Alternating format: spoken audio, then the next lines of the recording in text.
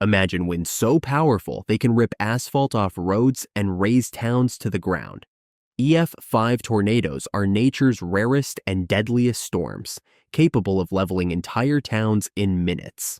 This is exactly what happened in Greensburg, Kansas, on a night when the sky turned predator, and a monster with 200 miles per hour winds rewrote history.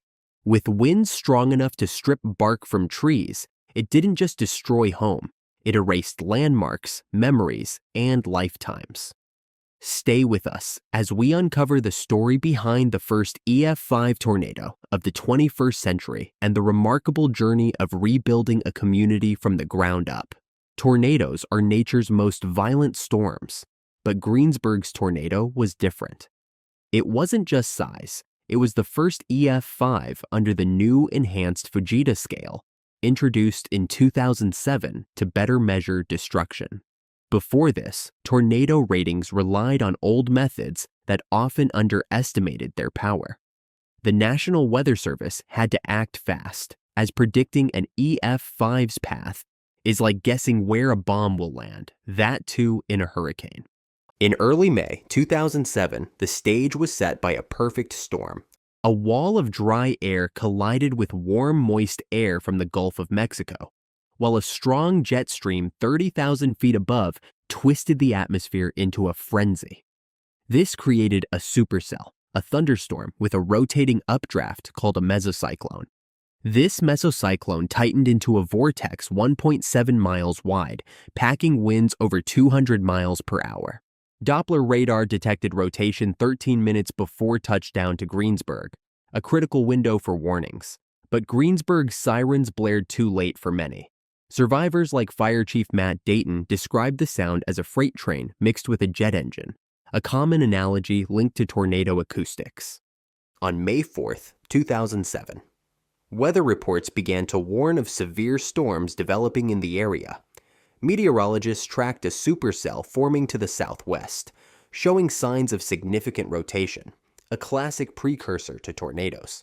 Residents were accustomed to tornado warnings. After all, this was Tornado Alley.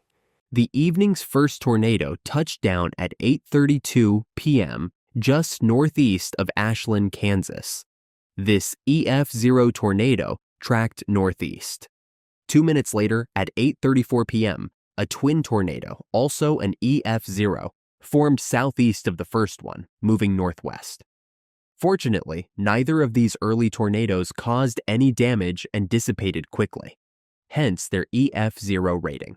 Around 8:48 p.m., the storm intensified again, producing its third tornado north of Protection, Kansas. This one tracked northeast, and just 2 minutes later, at 8:50 p.m., another tornado appeared, this time heading north-northeast. This fourth tornado narrowly missed a farmer on a tractor but did strike a barn, earning it an EF1 rating. These twin tornadoes also didn't last long, dissipating after a couple of miles. However, the storm was far from over and was gaining strength. At approximately 9 p.m., the supercell spawned a tornado in Comanche County, Kansas. It rapidly intensified as it moved northeast toward Greensburg. Soon after, it began spawning satellite tornadoes. The first satellite tornado touched down at 9:08 p.m., east of the parent tornado. This EF1 tornado only affected some trees and traveled just over a mile before lifting.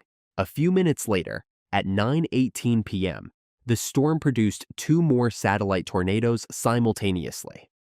Both were EF0 and stayed over open fields, lifting after less than a mile.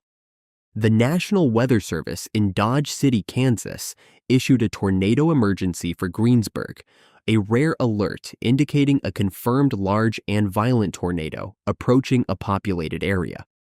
You to again move to shelter and get in your shelter and stay there. A tornado emergency has been declared by the National Weather Service, with Greensburg under the gun of a large and dangerous tornado. So as this continues to unfold, it looks like now we have an updated picture from our KSN high-resolution NEXRAD Doppler radar. Boy, I sure hate to tell you this, friends, but it looks like that thing is right on top of Greensburg. At 9:45 p.m., The tornado struck Greensburg head-on. With winds reaching 205 miles per hour, it measured 1.7 miles in width, wider than the town itself. The sheer size meant that nearly every structure was in its path. The morning after the tornado, Greensburg resembled a war zone. Survivors described the landscape as resembling a bomb blast. Trees stripped of bark, vehicles tossed like toys, and homes flattened into unrecognizable piles of debris. The town's water tower was toppled. Fire hydrants were ripped from the ground, and hazardous materials leaked from overturned train cars and damaged infrastructure. In a matter of minutes, Greensburg was unrecognizable. The tornado destroyed 961 homes and businesses, caused major damage to 216 structures, and inflicted minor damage on 307 others. 11 people lost their lives, with 10 Greensburg residents and 1 non-resident based on National Weather Service reports, and 63 others were injured. Residents were evacuated due to safety concerns, including disrupted utilities and leaking chemicals. Access to the town was restricted until May 7th to prevent looting and ensure safe cleanup conditions. Over 800,000 cubic yards of debris had to be removed, a monumental task that required coordination between local responders, state agencies, and federal organizations like the Federal Emergency Management Agency and Environmental Protection Agency. Amid the devastation, stories of survival emerged. Brad Stonner, caught on the road during the storm, sought refuge in a gas station's walk-in cooler with others. This quick thinking saved their lives as the building around them was destroyed. First responders, expecting mass casualties, were astonished to find that many residents had survived by huddling in basements and storm shelters. The days following the tornado were chaotic. Emergency services from neighboring towns and states poured in to assist. The National Guard was deployed to aid in search and rescue operations. Amidst the rubble, Greensburg faced a choice: surrender or reinvent. Their answer changed disaster recovery forever. Despite the overwhelming destruction, the residents of Greensburg chose to stay and rebuild. But they didn't just aim to restore the town.